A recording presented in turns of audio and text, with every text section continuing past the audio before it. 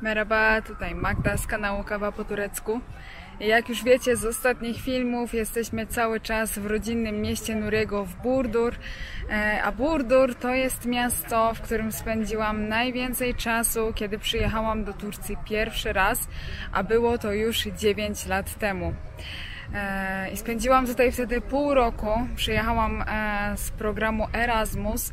Dla tych, którzy nie wiedzą, co to jest Erasmus, jest to wymiana studencka. Można przyjechać do innego kraju na część studiów lub na praktyki studenckie. I ja właśnie jeden semestr tutaj po prostu studiowałam. I też wtedy poznaliśmy się z Nurim właśnie na uczelni, bo on studiował ten sam kierunek na tej samej uczelni. I dzisiaj tak pomyślałam, że pokażę Wam jakieś takie miejsca, które mi się kojarzą z tamtym czasem, moje ulubione miejsca albo coś, co wywołuje we mnie jakieś wspominki z tamtego czasu, i pokażemy Wam też razem z Nurim miejsce, dokładne miejsce, gdzie się wtedy te 9 lat temu poznaliśmy. To co? Ciekawi? Zapraszam. Nagrywam dzisiaj tego vloga w taki sposób, że w samym mieście ponagrywałam dla Was tylko takie krótkie urywki i to będzie po prostu wmontowane w tą pogadankę, bo w mieście po pierwsze jest spory hałas, jeżdżą co chwilę samochody, nie byłoby mnie dobrze słychać. Po drugie jest bardzo gorąco, a tutaj znalazłam takie przyjemniejsze miejsce. Dzisiaj jest już w tej chwili 35 stopni w cieniu i na to wszystko trzeba w mieście ubierać maseczki, bo co kawałek chodzi straż miejska, policja i wlepia za brak maseczek mandaty w wysokości 900 lir. Nie jest tak w całej Turcji, w niektórych tylko miastach, w Burdur akurat tak jest. No i co zrobić? W takim upale, w maseczce ciężko mi się mówi do kamery, dlatego tak to dzisiaj zrobimy.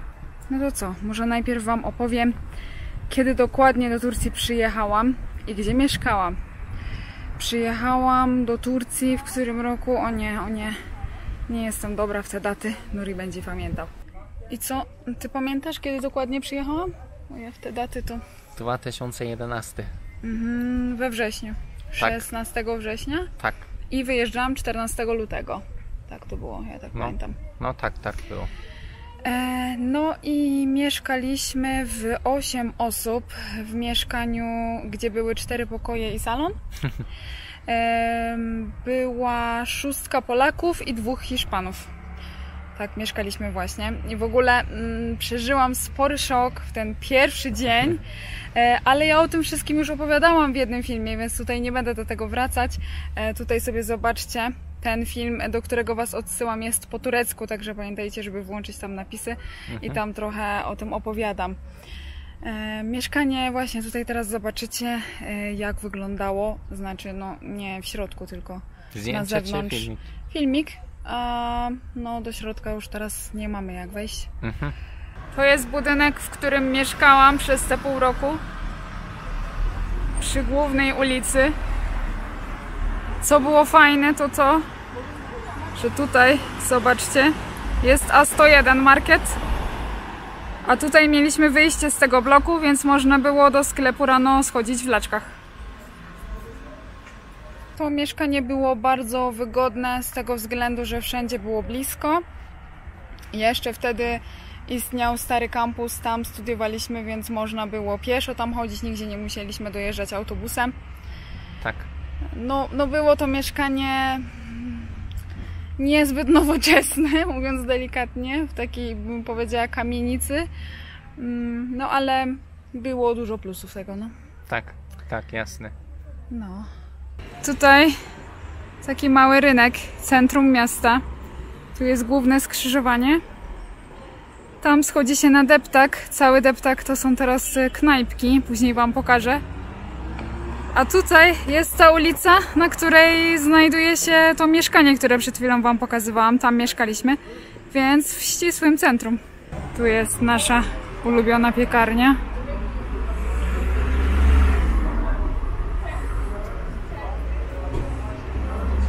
Codziennie wcześnie rano już tutaj piekarze zaczynają to wszystko wypiekać. I na tyle te wypieki są tutaj popularne, że z okolicznych miejscowości często właśnie w weekendy tutaj ludzie przyjeżdżają i bardzo dużo tego pieczywa tutaj kupują. Naprawdę jest bardzo dobre. Tu zawsze przychodziliśmy na kebaba. Akurat dzisiaj jest zamknięte.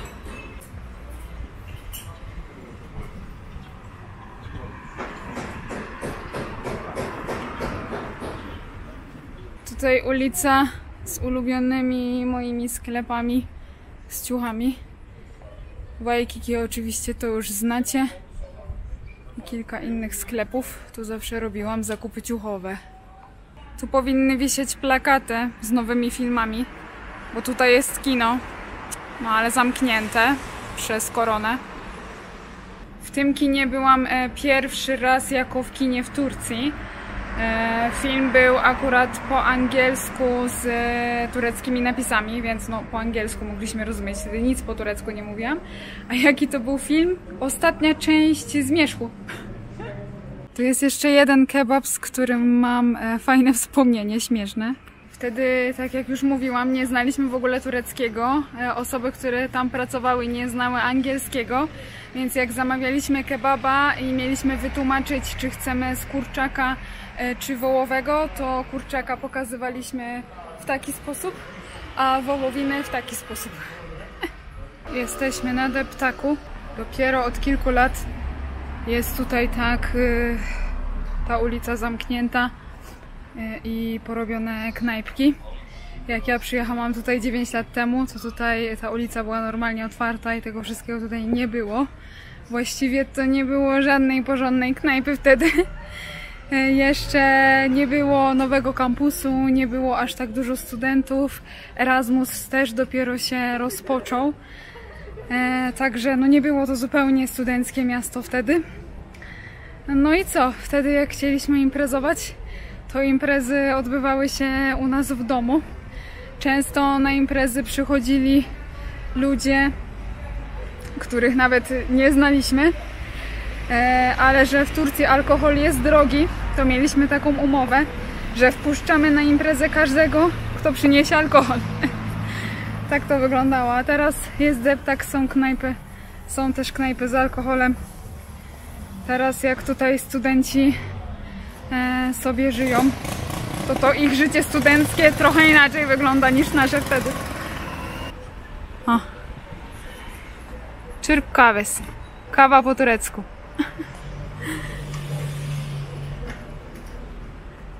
Tak to wygląda. Cały czas się zastanawiam, jak te róże sobie tutaj dają radę. Aha, no nie dają sobie rady właśnie, widzę. W tym upale. No teraz w czasie korony sporo knajp niestety zbankrutowało i się pozamykało. Ojej.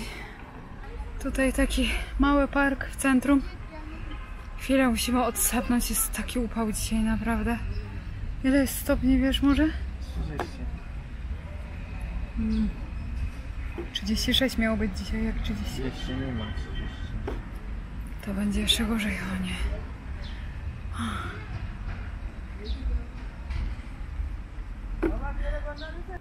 Teraz idziemy spacerkiem, żeby pokazać wam miejsce, gdzie się poznaliśmy.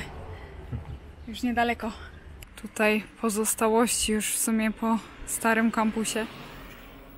Tutaj stał budynek, w którym my studiowaliśmy, budynek filologii angielskiej. No i tyle zostało. Tu spędzaliśmy czas na przerwach. Tutaj jeszcze został budynek, gdzie był fakultet muzyczny i plastyczny. Tutaj tylko to zostało. Jacie. A jeszcze tu jest budynek. Za tymi drzewami. W tym budynku była kantyna. Tam jedliśmy śniadania. No, a tu właśnie był nasz budynek, którego nie ma. Zamknięte na 4 spusty. Nawet coś tu rosło. No, nawet wyrósł jakiś chwast na betonie. Ojej. Trochę przykro, nie wiem, tak dziwnie mi. Codziennie tu przychodziłam przez pół roku, teraz nic nie ma, nawet nie istnieje ten budynek. No ale wybudowali nowy wielki kampus poza miastem. Więc tutaj już to nie jest potrzebne, ale no nie wiem, mogliby tym jakoś zagospodarować, a nie tak wszystko puste stoi, zajmuje miejsce, co? Teraz pokażę wam, gdzie się poznaliśmy te 9 lat temu. Nie będzie to romantyczna historia, ale może jesteście ciekawi, to pokażę. To Nuri wam teraz opowie, jak to było, no? Ty stałaś tu, dokładnie w tym miejscu. Miałaś ubrane leginsy i bluzkę, nie pamiętam, fioletową może. No. I co? Ja na tym miejscu siedząc myślałem, a moja żona stoi tam. Na pewno tak myślałeś wtedy. Siedziałem. I potem było już czas. Chodziliśmy tędy. I tędy na lekcję. No tak, a z mojej perspektywy to tak wyglądało, że to były pierwsze dni szkoły. Mieliśmy już nasze ulubione miejsce z kebabem. Była przerwa na lunch, kupiliśmy kebaba. Siedzieliśmy sobie tutaj, tego kebaba jedliśmy. I Nuri przyszedł z jakimś kolegą się z nami zapoznać. Dosyć był nieśmiały, za bardzo się nie odzywał. I tyle. Pierwsze dni w szkole. No i co, no przez ten czas Erasmusa byliśmy w sumie tylko kolegami. No nie myślałeś wtedy, że będę twoją żoną, powiedz szczerze. No patrzyłem tak, ładna dziewczyna, fajna, o, to może być moja żona. Nie. Panie przewodniku, gdzie teraz idziemy? Na obiad. Tutaj tędy prowadzi droga do stołówki. Ale czy ta stołówka jeszcze istnieje? Zaraz zobaczymy. Ojej, przykro mi tak patrzeć, że to wszystko tak zaniedbane. Zostawili, wszystko wyschło, zawsze tu było ładnie zielono. Nuri, ty już studiowałeś chyba przez 1 rok na nowym kampusie? 2. I nowy kampus jak twoim zdaniem się sprawdzał? Lepiej jest na nowym, czy tu było lepiej? No, nowy jest dużo lepszy, wiadomo. No. Modern. Ale tu mi się wydawało inaczej, no. Tu inny klimat. inny klimat. Podobało mi się tu bardziej. Tu jest budynek stołówki. I właśnie tak stąd tak ustawialiśmy się w kolejce. I w środku były takie bramki, na których odbijało się kartę. I tą kartę się ładowało co miesiąc na obiady. Ale ja za dużo z tej stołówki nie pokorzystałam, bo jednego dnia na tej stołówce ugryzł mnie jakiś owad. Do tej pory nie wiem, co to było. I tak mnie mocno pogryzł, że miałam wszystko spuchnięte. I bardzo źle się czułam. Później wieczorem nawet zemdlałam. Byłam w szpitalu z tego powodu, dostawałam jakieś zastrzyki. I tak mi to zostało w głowie, że wiem, że to bez sensu, że przecież jeżeli raz mi się takie coś przydarzyło, to nie znaczy, że drugi raz by się stało. Przypadek to był, ale tak już mi to w głowie utkwiło, że już więcej tu na tą stołówkę nie przyszłam na obiad. No, takie wspomnienia. No dobra, to tyle chyba z tego kampusu. Idziemy dalej na wycieczkę, co? Burdur to nie jest jakieś turystyczne miasto, nie ma tu jakichś wielkich atrakcji. I jeżeli pojawiają się tu jacyś turyści, to przejazdem do atrakcji turystycznych 2, które są w okolicy. I z jednej i z drugiej atrakcji są vlogi już na tym kanale, więc jeżeli nie widzieliście, to sobie zobaczcie. Pierwsze miejsce to Lawendowa Wioska, tutaj będzie link. Vloga stamtąd nakręciliśmy w tym roku niedawno, ale może ktoś z Was jeszcze nie widział, to tam sobie zajrzyjcie. A drugie bardzo ciekawe miejsce w pobliżu to jezioro Salda. I z tego jeziora nagraliśmy vloga w zeszłym roku. I znowu tutaj dodaję link, tam sobie zobaczcie, jeżeli takie rzeczy Was ciekawią, co tutaj w okolicach można zobaczyć. Jesteśmy właśnie w miejscu, z którego widać całe miasto. A tutaj też w oddali widać jezioro, nad które zaraz pojedziemy. Miejsce to nazywa się Jesil Tepe. Tutaj u góry jest restauracja, to znaczy kawiarnia. W czasach naszego Erasmusa bardzo lubiliśmy tutaj przychodzić na fajkę wodną. To była wtedy nasza ulubiona miejscówka tutaj. Miasto, jak sami na tym widoku widzieliście, nie jest jakieś bardzo duże, ale to jest akurat plus.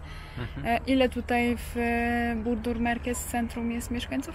92 000. 92 000, nie licząc tych okolicznych miejscowości i wiosek, samo centrum tutaj.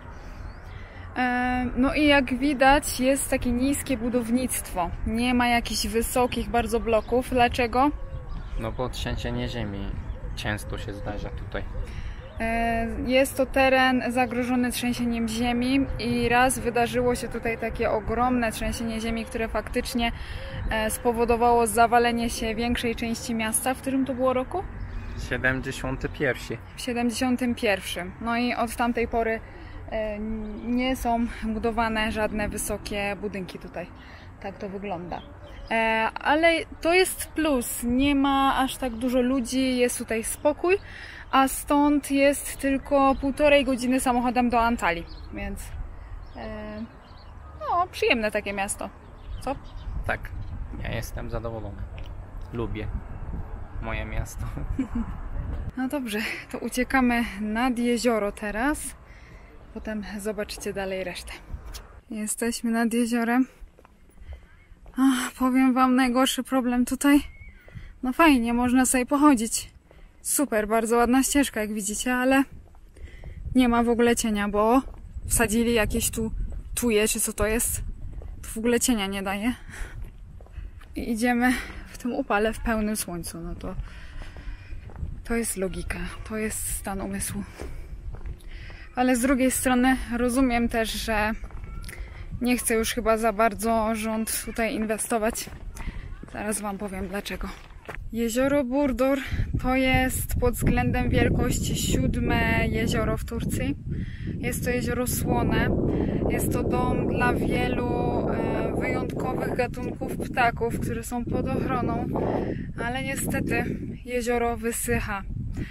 W ciągu ostatnich 35 lat 1/3 wody w tym jeziorze zupełnie wyschła i szacuje się, że w ciągu 20 lat to jezioro całkowicie zaniknie.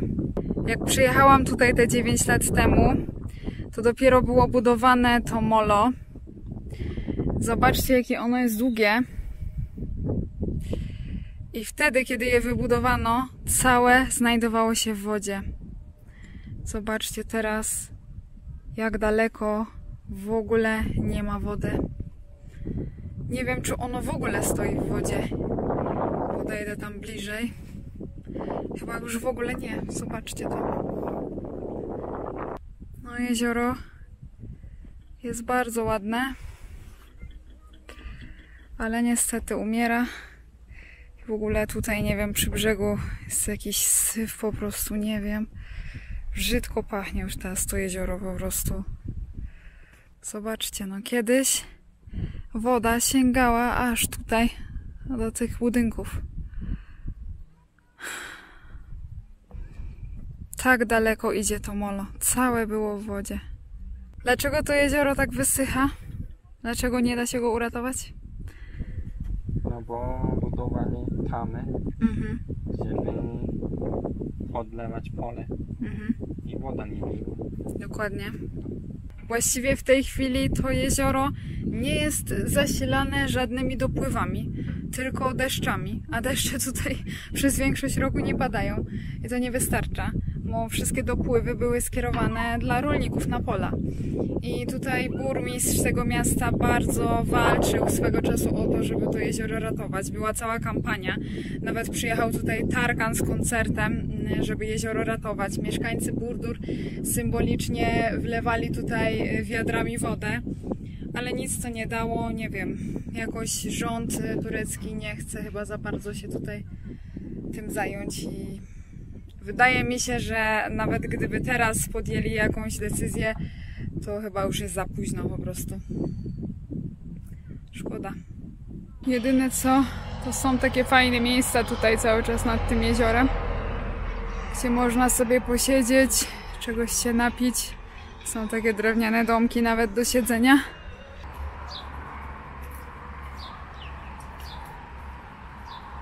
Pamiętam, jak kiedyś przyjechaliśmy tutaj nad jezioro z domu rowerem Ile jest to było kilometrów? 10 kilometrów w jedną stronę? Tak. I miałam podobną fryzurę. Jechaliśmy prawie cały czas w słońcu, bo nie było ścieżki rowerowej w cieniu. I miałam później tak spieczony przedziałek, że nie mogłam się uczesać przez kilka dni. Takie wspomnienia z Burdur też ciągle mi się coś przypomina. Aj, słuchajcie, jakbyśmy mieli o tych wszystkich wspomnieniach mówić, to ten film by trwał tyle godzin. Może bym jeszcze tylko powiedziała tak, czy polecam przyjechać na program Erasmus, co się z tego wynosi? No ja polecam, jeżeli macie taką możliwość, to pojedźcie. Nuri też był na Erasmusie w Polsce, ty co myślisz, warto jechać? Tak. Na pewno, 100%. Jak ja przyjechałam na Erasmusa, to miałam 20 lat, skoro to było 9 lat temu. No wiadomo, że wtedy wszyscy w tym mieszkaniu, co mieszkaliśmy, byliśmy jeszcze tacy dość niedojrzali. I dla większości z nas to było takie pierwsze zderzenie z dorosłym życiem. Pierwszy raz mieszkaliśmy poza domem rodzinnym i to jeszcze w obcym kraju, w obcej kulturze. Nie znaliśmy języka, musieliśmy sami zarządzać jakoś tymi pieniędzmi z Erasmusa, płacić rachunki, czynsz i tak dalej, jakoś przeżyć. Więc to była dla mnie taka niezła szkoła życia wtedy. Dla mnie też mocno. Tak, i co było trudne, no ja jestem introwertykiem, lubię być sama, a w tym mieszkaniu, gdzie mieliśmy 4 pokoje, no to jeżeli było 8 osób, wiadomo, że każdy z kimś pokój dzielił. Często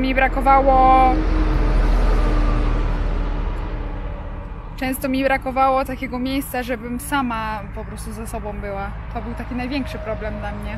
No dla mnie też, ale to jest taki czasem minus, czasem plus. Tak, ale... Ten ze znajomymi no. być razem. No, jest miły czas ogólnie, fajny Tak. czas. Fajnie to wspominam. Polecam. Jeżeli macie okazję, to wybierzcie się na pewno na taką wymianę. No dobrze, no nie wiem, chyba pokazałam wam najważniejsze rzeczy, które chciałam. Na pewno chciałabym więcej, ale po prostu pogoda jest tak nieznośna. Za trudne to jest dla mnie, więc tyle ile się udało, no to tyle zobaczycie. Mam nadzieję, że podobał wam się ten vlog, mimo że jest taki okrojony. Jeżeli tak, to zostawiacie łapki w górę.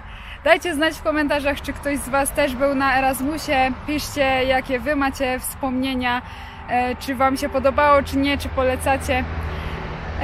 A my widzimy się w następnym filmie za tydzień. Do zobaczenia. Görüşürüz.